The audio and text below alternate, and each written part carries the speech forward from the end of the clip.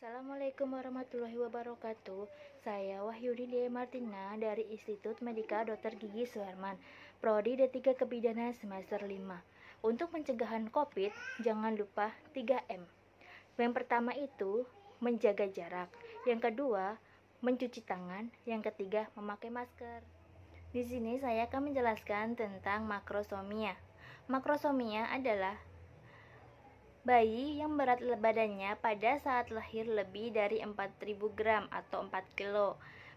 Semua neonatus dengan berat badan 4.000 lebih atau tanpa memandang umur kehamilan dianggap sebagai makrosomia.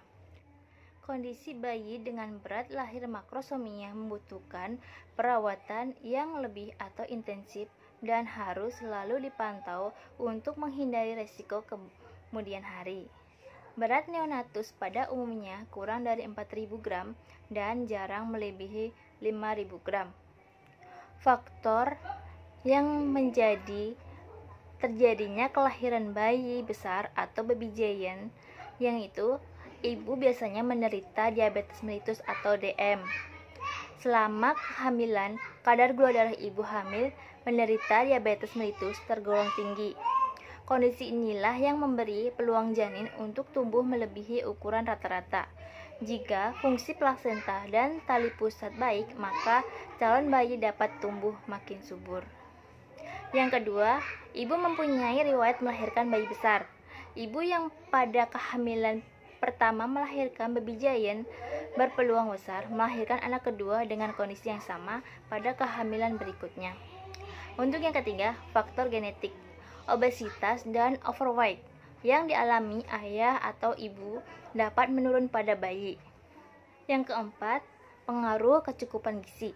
Porsi makanan yang dikonsumsi ibu hamil akan berpengaruh terhadap berat janin. Asupan gizi yang berlebih bisa mengakibatkan bayi lahir dengan berat di atas rata-rata. Pola makan ibu yang tidak seimbang atau berlebihan juga berpengaruh kelahiran bayi besar. Yang kelima, bukan kehamilan pertama. Ada kecenderungan berat badan lahir anak kedua dan seterusnya lebih besar daripada anak pertama.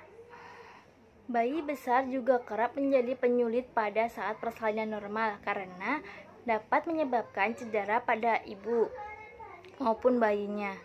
Kesulitan yang terjadi dapat adanya robekan hebat pada janin lahir, perdarahan, terjadi peningkatan persalinan dengan resiko seksio sesaria. Ibu sering mengalami gangguan berjalan pasca melahirkan akibat peregangan maksimal struktur tulang panggul. Keluhan-keluhan tersebut bisa sembuh dengan perawatan yang baik. Pada bayi bisa juga terjadi distosia bahu, yaitu kepala bayi telah lahir tetapi bahu tersangkut di jalan lahir.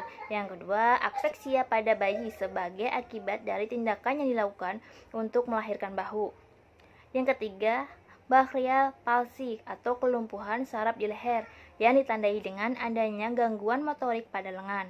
Yang keempat, patah tulang selangka atau klavikula yang sengaja dilakukan untuk dapat melahirkan bahu.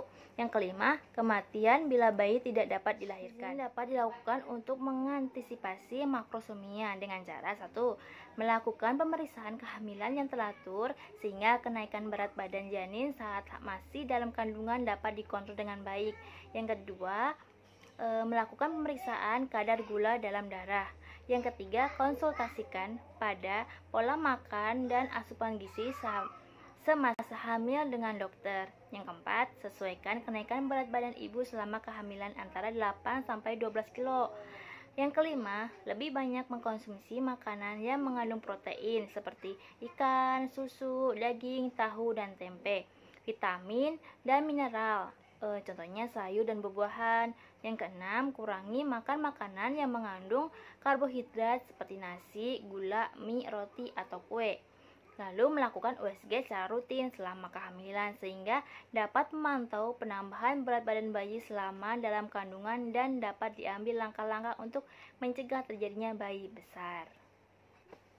Sekian penjelasan dari saya, semoga bermanfaat. Apabila ada salah, mohon maaf. Wassalamualaikum warahmatullahi wabarakatuh.